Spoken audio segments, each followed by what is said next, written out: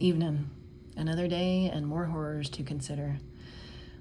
You really need to go find a video called The Merger That Needed a War by the Dre Dossier. Excuse me. It's a really important information. The long and the short of it is that the same day that we started bombing Iran, Oracle announced that the U.S. government has authorized it to run generative AI on federal government data.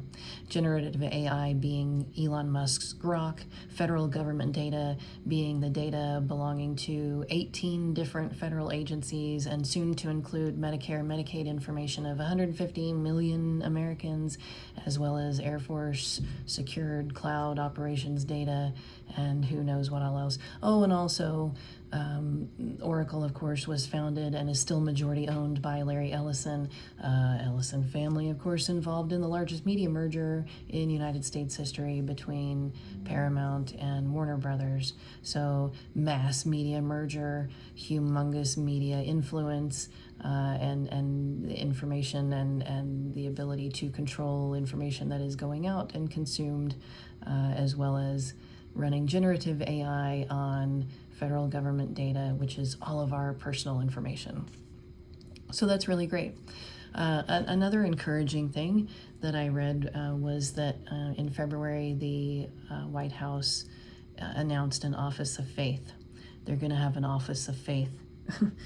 So the Office of Faith, one of the points on the White House's website, on their page about the Office of Faith, says that they're going to identify leaders and experts that they will meet with, and they're going to do this, quote, based on their expertise in a broad range of areas in which faith-based entities, community organizations, and houses of worship operate, including protection of women and children, strengthening marriage and family, lifting up individuals through work and self-sufficiency, defending religious liberty, combating anti-Semitic, anti-Christian, and additional forms of anti-religious bias, etc., etc., etc. So interesting, the order that they put in anti-Semitic and anti-Christian, and also interesting that those are the only two specific forms of anti-religious bias mentioned in that. That seems to point toward that that's going to be the concentration there, that other religions really aren't going to be considered much. Also interesting that protecting women and children is a part of this, considering that our president is a child rapist and his administration continues to deny and cover up for him.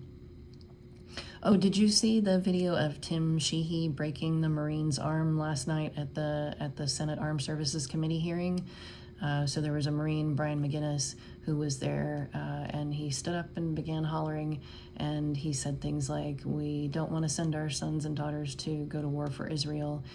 He was being removed forcibly, and Tim Sheehy decided to help, and Brian McGinnis's arm was broken, and Tim Sheehy said that he was looking for a confrontation, which is an interesting thing for an American senator to say, a U.S. senator to say, considering that the U.S.